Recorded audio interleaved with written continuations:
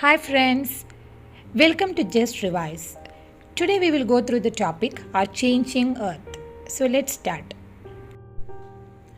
You must have read in newspapers or seen on the television about nature's fury. For example, tsunami, earthquake, volcanic eruption, etc. These are the sudden changes that occur on the earth's surface. And this happen due to sudden movements that originate within the earth. On the other hand, the long geological history of the earth shows that mountains and plateaus are rising, plains are being built up, and seafloor is spreading.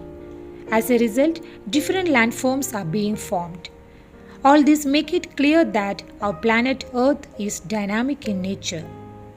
Millions of years of geological change has modeled the present face of the earth as we see it today. So there is a continuous evolution of the landforms on the earth. The evolution of landforms has been taking place due to two types of forces, that is endogenic forces and exogenic forces. First, let's see endogenic forces. Endogenic forces are the pressure that originates inside the earth, therefore also called internal forces. Scientists have put forward the view that the earth's crust is not a continuous block. It consists of several large and small, rigid, irregularly shaped plates which carry continents and the ocean floor. These crustal slabs are called tectonic or lithospheric plates. The heat and pressure from Earth's molten magma causes convection currents. So what are convection currents? Magma is the molten rock below the crust in the mantle. Tremendous heat and pressure within the earth cause the hot magma to flow in convection currents. This in turn generates forces that cause movement of the plates. This theory is known as plate tectonics. For you to easily understand plate tectonics, let's go through a few points which you might have learned earlier. There is a lot going on beneath the Earth's surface. Up here, everything seems pretty cool and stable, but miles below our feet, it's a raging inferno. The deeper you go, the harder it gets. The Earth's center, a core, is as scorching as the surface of the sun. All that energy wants to escape like a steam inside a boiling kettle. It pushes outward, putting immense pressure on the middle section called mantle.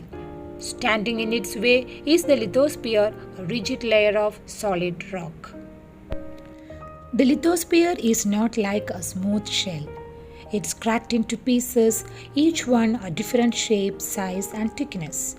We call those pieces plates. These plates are being dragged apart by forces from deep inside the planet. For easy understanding, you can think of it like a pot of soup. The Earth's core is the burner and the mantle is the boiling soup. As the soup near the burner heats up, becomes less dense and rises. When it gets to the top, it cools off and sinks down towards the heat. In physics, these are called convection currents. A similar process is driving the mantle and taking the plates along for the ride. This movement is called plate tectonics. The plates move about as fast as your fingernails grow. So we don't see the ground sliding around under our feet. But we do sometimes feel it. Hope you understood what I am talking about. Yes, it's about earthquakes. Plate movement drives volcanic activity too. Do you know the Himalayas are still growing from a plate collision that began 500 million years ago? Now let's revise. Endogenic forces are the tectonic force or internal force originating from the interior of the earth and acting on the surface. The heat and pressure from the earth's molten magma causes convection currents. The lithosphere is cracked into pieces of different shapes, size, and thickness called tectonic or lithospheric plates. Convection currents generates forces that cause movement of the plates. This theory is called plate tectonics. So that's all for today.